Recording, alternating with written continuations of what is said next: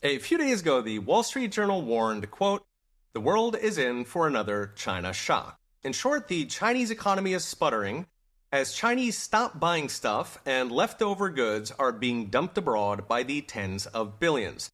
This puts what remains of American manufacturing in the crosshairs. Janet Yellen is now warning China not to flood America with cheap green energy products. Why green energy in particular? Because the Chinese government, like our own, has dumped hundreds of billions into green products nobody wants. Well, not enough people want. To give a flavor, at one point China had 500 electric car makers, many of which have now gone bust. The problem for Yellen is dumping that unsold inventory to the US could wipe out the hundreds of billions Biden just plowed into solar panel and battery factories all across the nation with the comically named Inflation Reduction Act. Mass bankruptcies would be embarrassing since it leaves taxpayers on the hook for the $400 billion already spent on subsidies and tax credits. It's worth noting that $400 billion worth of construction workers and steel could have been used for competitive manufacturing or, say, houses. Instead, of course, it was wasted. Hence, Janet Yellen's desperate plea, ironically enough, issued at a Nevada solar panel company that was shuttered by cheap Chinese imports in 2017, only to be relaunched at taxpayer expense this spring. Of course, China will ignore Janet Yellen as it ignores Joe Biden.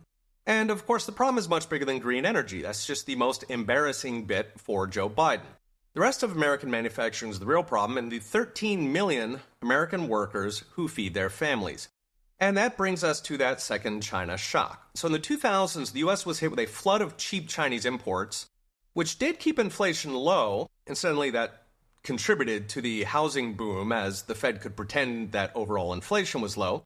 But the cost was we lost fully 1/3 of manufacturing jobs. That's 5.6 million manufacturing jobs lost in just those 10 years. The problem is the sequel could be a lot worse this time, because back in the 2000s, the Chinese economy was booming, so it was running about 10% growth.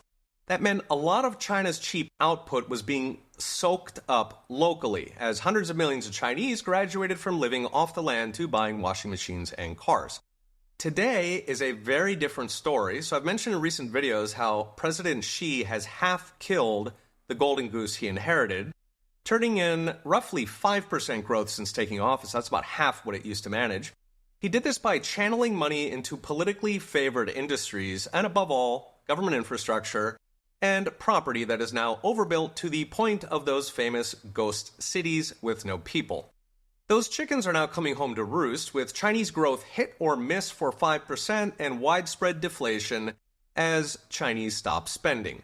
That leaves a tidal wave of unsold goods to plow into what's left of American manufacturing.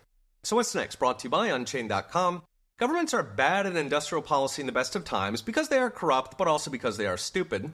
Given China's troubles, this time they could end up dooming a huge share of what remains of Made in America.